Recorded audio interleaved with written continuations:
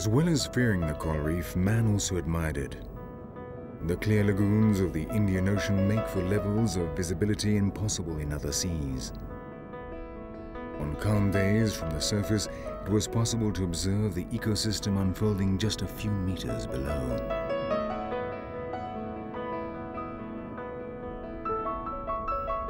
Before man's eyes appeared a paradise full of colors and until then unimagined forms. A world in which the fish shared their habitat with animals that look like plants, such as the Holothuridae, the sea cucumbers, strange gigantic worms which seem to expel their digestive systems when they are threatened.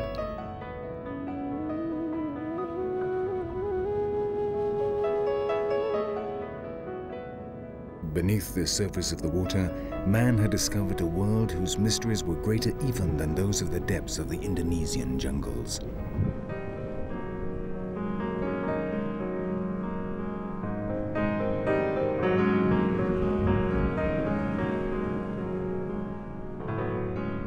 Beyond the coral reef lie the open waters of the ocean, one of the environments most feared by man since ancient times.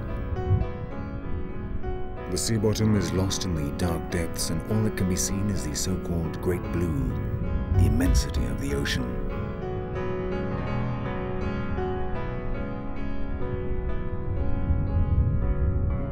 This is a world almost without color, dominated by the great sea predators, the territory of the most feared ocean animal, the shark.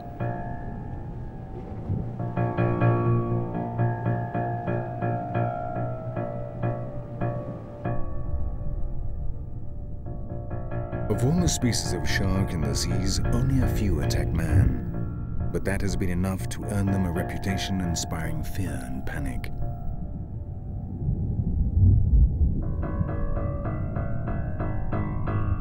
Few people are able to tell the difference between these silky sharks and other species of shark, and if in doubt, it is best to err on the side of caution, especially if you take into account that the warm waters of the Indian Ocean are visited by white sharks, the most dangerous of all. In this way, aware not of their ignorance, men have always considered all sharks to be vicious assassins.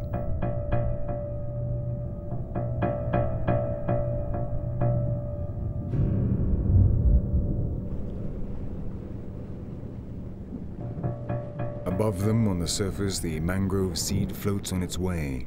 Its chlorophyll means it can photosynthesize and so remain alive for almost a year, even though it has germinated. If during this time it reaches the fresh water and estuary, it'll run aground in the mud, grow, and create a new mangrove forest on another island of the archipelago.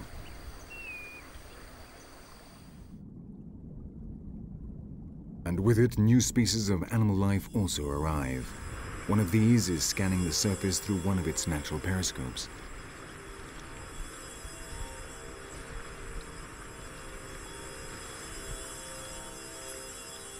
There appears to be no danger. It's time to come out.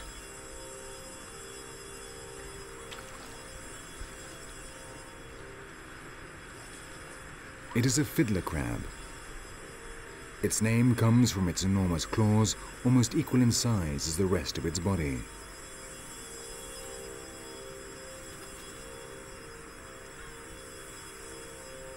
The mud of the mangrove swamps is a source of food. To extract the nutritious substances it contains, the crab scoops it up with its claws and transfers it to a special organ opposite its mouth.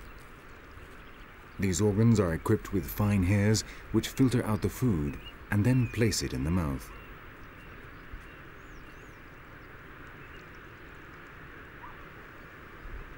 The mud left behind is accumulated in a small pellet and then expelled as the crab moves.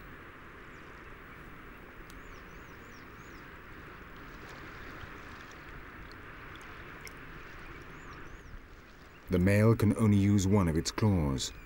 The other is so big that it is useless for collecting mud. The females don't have this problem.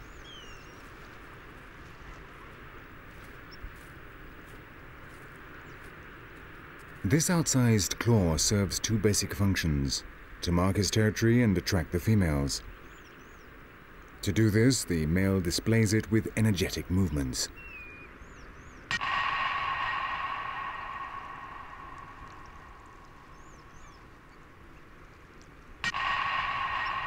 Arrival.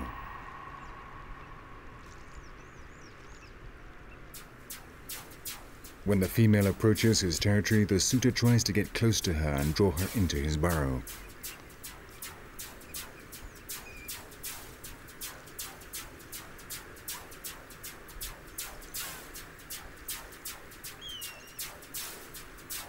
No success this time.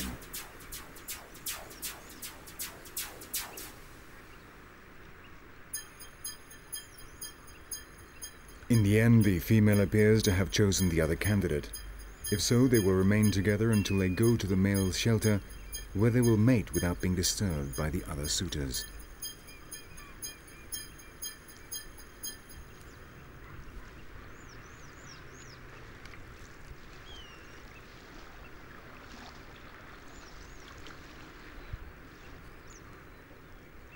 The mangrove forest is home to a number of species of fiddler crabs, but the females have no problem identifying potential mates.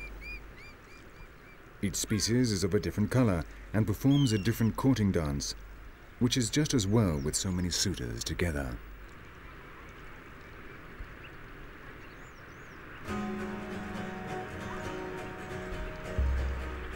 The enormous number of crabs limits the size of their territories and increases competition. It is not rare to see two males at the border between their respective domains fighting for the same female.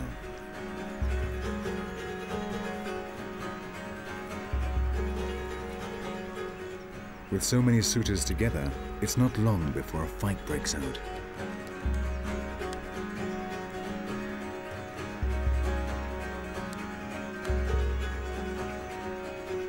During the mating season, these fierce clashes will be often repeated among all the species of crabs that live in the mangrove forest.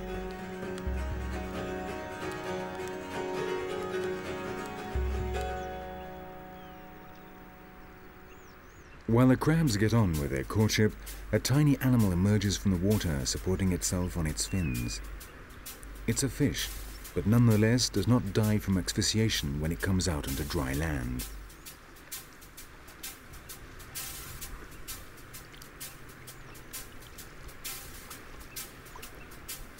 The mud skipper is one of the few species of fish in the world capable of living out of the water.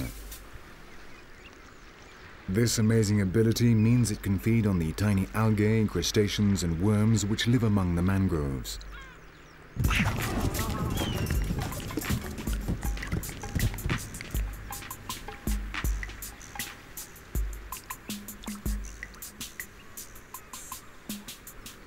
And it comes out of the water not just to get food. Courtship also takes place on land. The male shows off his dorsal fin to the females.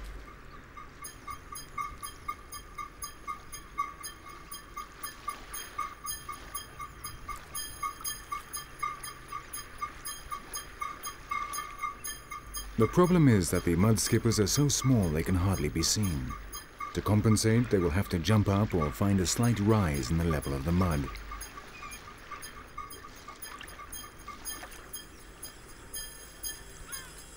As they don't have legs, the mud skippers use their pectoral fins to propel themselves along.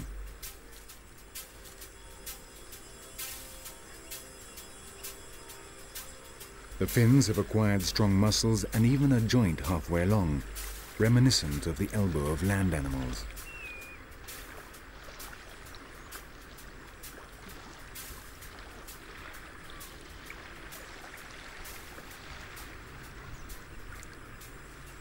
To breathe, they use a system similar to the crabs.